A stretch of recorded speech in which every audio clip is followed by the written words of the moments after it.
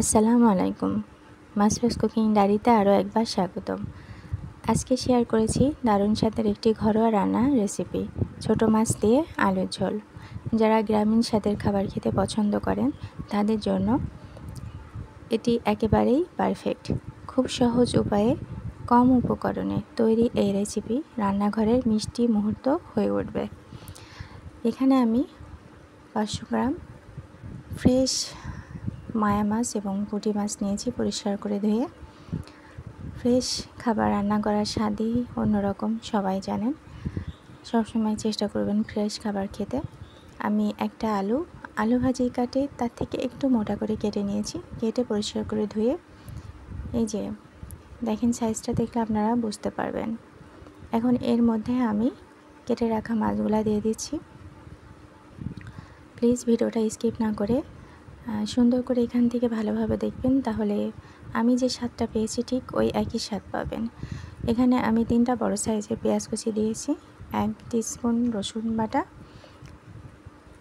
1 টিস্পুনের একটু কম শুকনো মরিচের গুঁড়া, 1 টিস্পুন ধনিয়া গুঁড়া, 1/2 টিস্পুন জিরা এবং 1/2 টিস্পুনের চেয়েও একটু কম গরম মশলা গুঁড়া, পরিমাণ মতো হলুদ, স্বাদ মতো লবণ, 4টা কাঁচামরিচ এবং 1.5 টেবিল চামচ সাদা তেল দিয়ে এখন এটা ভালোভাবে মাখিয়ে নেব।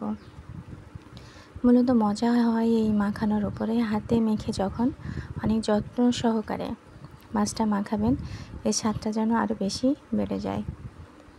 প্রিয় মানুষদের জন্য হাতে মেখে খাবার খুবই ভালো লাগে। এখন আমি এই পর্যায়ে রান্নার জন্য পানি দিয়ে দেব। আলু মাছ সমান সমানই পানি দেবো, এর থেকে বেশি পানি দেব না, এই পানিতেই রান্না হয়ে যাবে।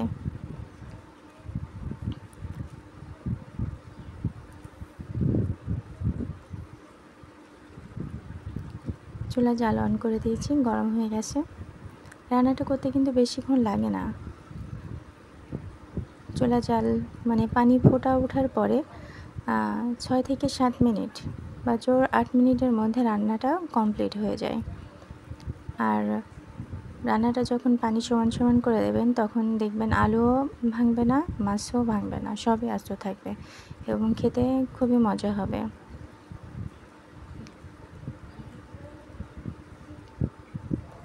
কাঁচা ঝাল দেওয়ার কারণে অন্যরকম একটা ফ্লেভার আসবে। আমি কিন্তু ছোটো মাছের মধ্যে আদা বাটা দিইনি, কারণ আদা বাটাটা ছোটো মাছের মধ্যে দিলে আমার কাছে ভালো লাগে না। লবণ একটু কম ছিল, আমি আরেকটু লবণ অ্যাড করে দিয়েছি। সবসময় প্রথমে লবণ একটু কম দিলে কি হয়, যে লবণ বেশি হলে তখন তো খাবারের স্বাদটা নষ্ট হয়ে যায়। কম দিয়ে যদি লাস্টে দেখব যদি কম হয়, তাহলে আমি আরেকটু লবণ অ্যাড করে দেব। মাছটা যেহেতু ছোট ছোট মাছ, নাড়া যাবে না, ঘুরিয়ে ঘুরিয়ে নাড়িয়ে দিলে আস্ত থাকবে।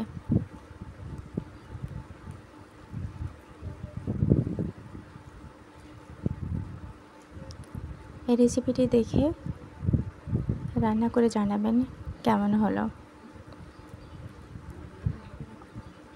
ঝোলটা অনেকটাই কমে আসছে, মাছ দেখেন মানে যেভাবে দিয়েছিলাম ওইভাবে আস্তে আস্তে আমি মাখানো ঝোল করে মাছের তরকারিটা নামিয়ে দেব। অনেক বেশি ঝোল রাখবো না, একটা মাখা একটা ঝোল থাকবে। এটা খেতে কিন্তু অনেক মজা লাগে গরম ভাতের সাথে, বিশেষ করে দুপুরবেলায়। ছোট বাচ্চাদের এভাবে খাওয়াবেন, অনেক উপকার হবে। আমরা জানি, সবাই জানি ছোট মাছে কী পরিমাণে ভিটামিন আছে আমাদের চোখের জন্য, চোখের জ্যোতি বৃদ্ধির জন্য খুবই উপকারী একটা খাবার হচ্ছে এই ছোট মাছ। রান্নাটা শেষ, আমি চুলা জাল নিভিয়ে দিয়েছি। খুবই মাখো মাখো একটা টেক্সচার চলে আসছে। পরিবেশন করে দেখাচ্ছি, দেখেন কতটা লোভনীয় লাগছে। গরম ভাতের সাথে খেতে অসম্ভব মজা। যদি আমার রান্না পছন্দ করেন বা ভালোবাসেন, তাহলে অবশ্যই কমেন্টস করে জানাবেন, একটা লাইক করে যাবেন, আর প্লিজ সাবস্ক্রাইব করে পাশে থাকবেন। কমেন্টস করে জানালে উৎসাহ জাগে পরবর্তী আরেকটা খাবার দেওয়ার। তাই অবশ্যই কমেন্টস করে জানাবেন কেমন হলো। সেই পর্যন্ত নেক্সট ভিডিও পর্যন্ত আল্লাহ আপনাদের সুস্থ রাখুক, ভালো রাখুক পরিবারের সাথে। আল্লাহ হাফেজ।